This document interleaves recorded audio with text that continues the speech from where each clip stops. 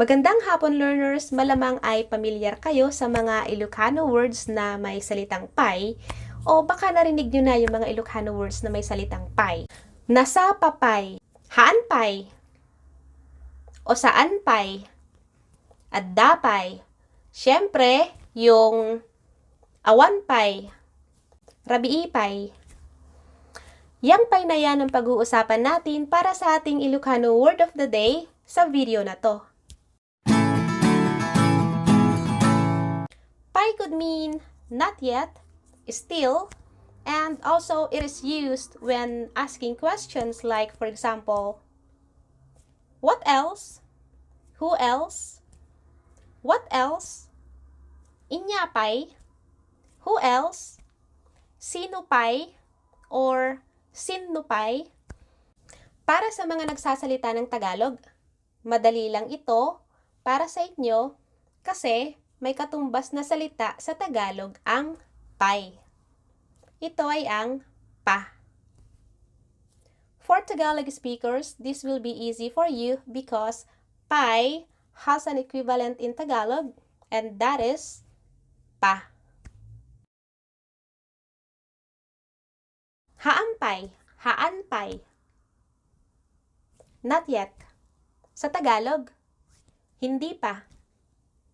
Nangangkan, nangankan, kumain ka na, haanpay, haanpay. Another example is, nakasaritam ni Ana, nakasaritam ni Ana, haanpay. Not yet, hindi pa.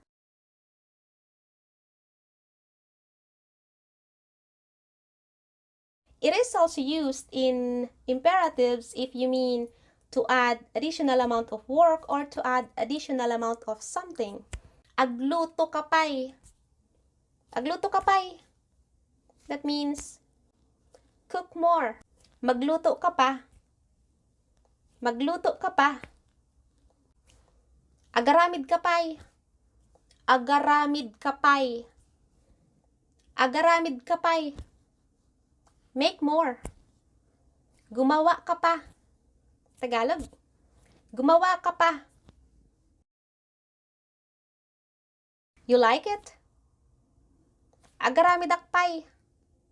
I'll make more. Gagawa pa ako. Agaramid akpay. Kayat ko pay. Kayat ko pay. Gusto ko pa. Gusto ko pa. I still want more. Basit pay could mean two things. It could mean it's still small or it's still little or sa Tagalog, maliit pa. Or it could also mean a little bit more or sa Tagalog, konti pa. Example of basit pay as a little bit more is, let's say someone is putting rice on your plate and you wanna say, a little bit more. Konti pa. Basit pay. Basit pay. Or, also you can say, ikan nakpay basit. Ikan nakpay basit. Ikan nakpay basit.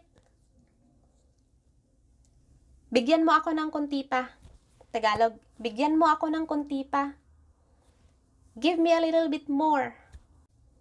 And example of using basit pay as it's still small.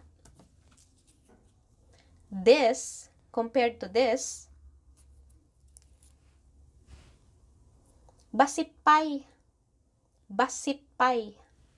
It's still small. Siak pay. Ako pa.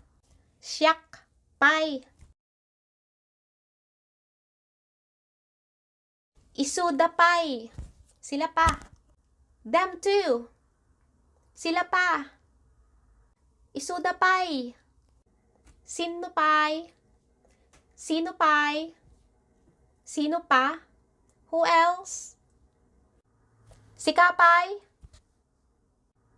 Sika pay. You too. Ikaw pa. Kayat mo pay. Kayat mo pay. Gusto mo pa? You want more? Daytoy pay. Ito pa. Daytoy pay. This too. Add it there. Ayan lang po, tapos na ang ating Ilocano Word of the Day. Mapapanood nyo yung iba pang Ilocano Word of the Day sa aking channel, gaya ng kuma, kano, at kunak. Hanggang sa susunod, babush! That's all guys. You can also watch my other Ilocano Word of the Day from my channel, like kuma, kunak, and kano. Until next time, babush!